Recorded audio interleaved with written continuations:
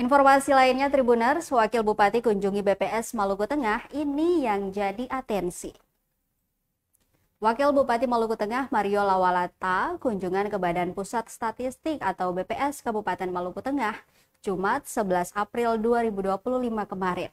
Dalam kunjungan itu, Wapub disambut pegawai BPS Malteng dan melangsungkan pertemuan menindaklanjuti kondisi makroekonomi Kabupaten Maluku Tengah.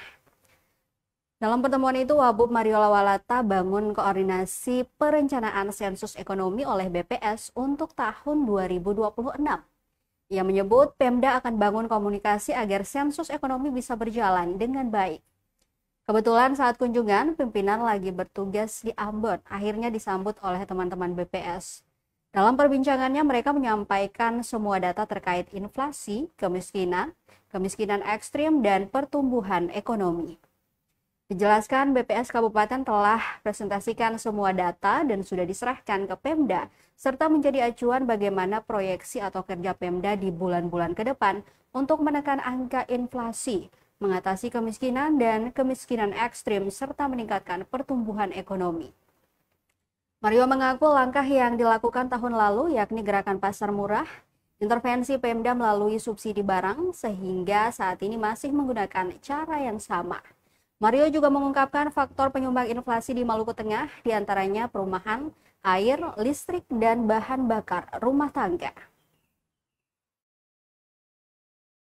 Rilis inflasi di bulan Maret itu kita di angka 5,07. Dan dari hasil rilis itu ya saya ditemani oleh Pak Iksan, staf ahli, untuk bagaimana kita ke kantor BPS.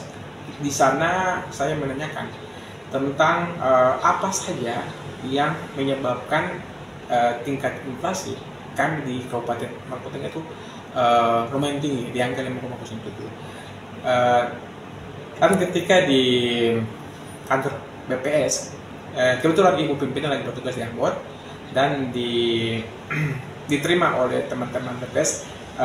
Ketika diterima dan di situ teman-teman BPS mereka menyampaikan semua data, mulai dari inflasi dan juga tentang kemiskinan dan kemiskinan ekstrim, dan juga tentang pertumbuhan ekonomi.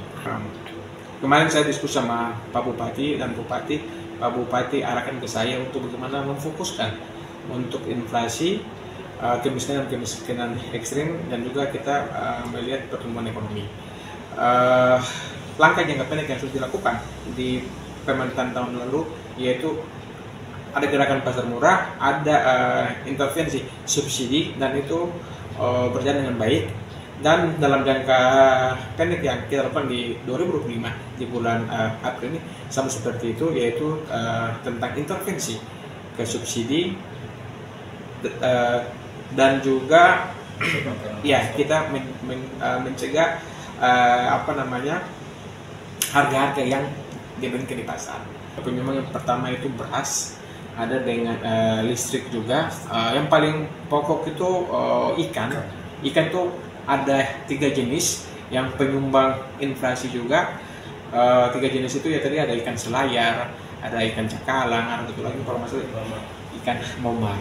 Jadi jenis ikan itu yang memang jangka panjangnya kita harus mempunyai sebuah cold store pendingin ya untuk stok. Jadi ketika ikan lagi panen lagi banyak ya kita stok. Ya ketika lagi ikan agak terus ya stoknya.